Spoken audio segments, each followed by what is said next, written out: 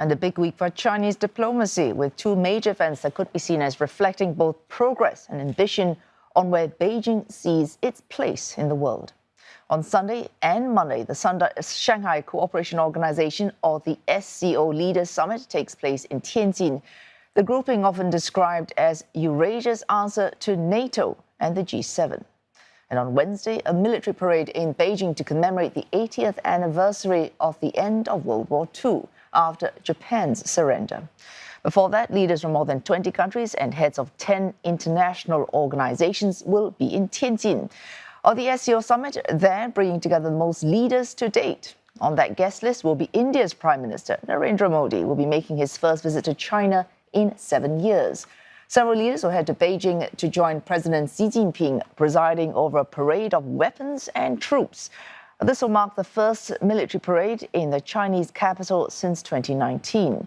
Confirmed guests include Russian President Vladimir Putin and North Korean leader Kim Jong Un.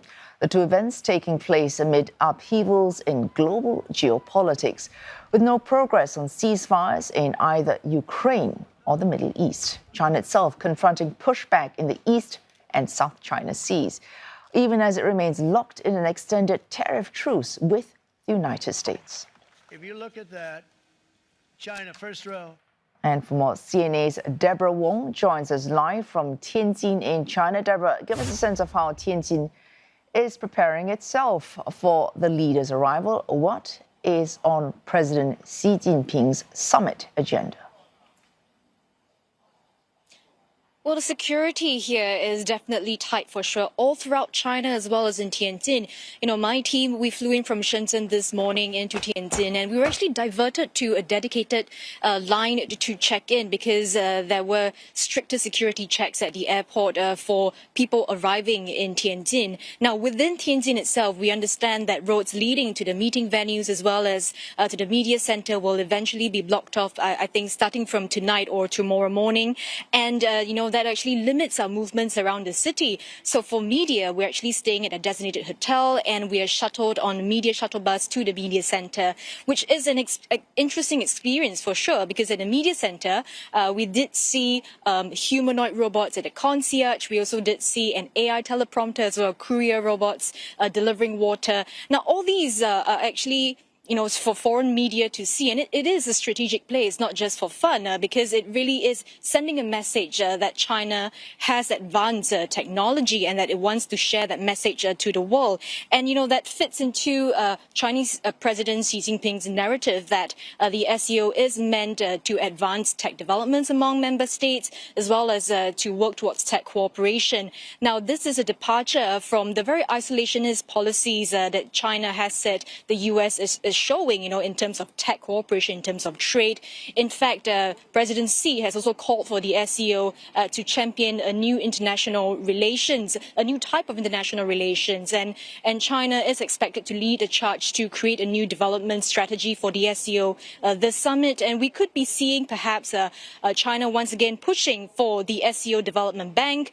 You could perhaps be seeing an expanded trade in yuan to contest the USD dominance.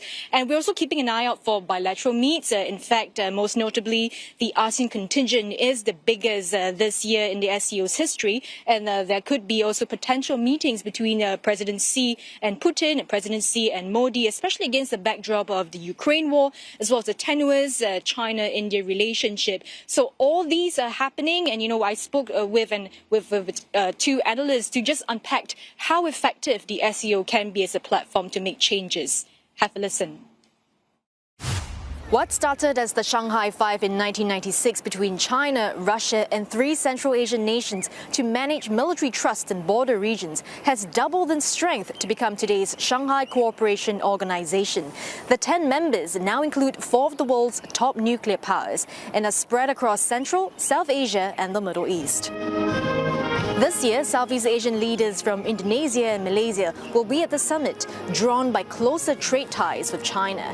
But observers say they are expected to be cautious, wary of a forum dominated by Beijing and Moscow. China is also set to push again for an SCO development bank, a plan stalled since 2010 over Russia's concerns. With Western sanctions biting, support may grow. Still, analysts doubt there will be progress, pointing to existing platforms like the New Development Bank and the Asian Infrastructure Investment Bank.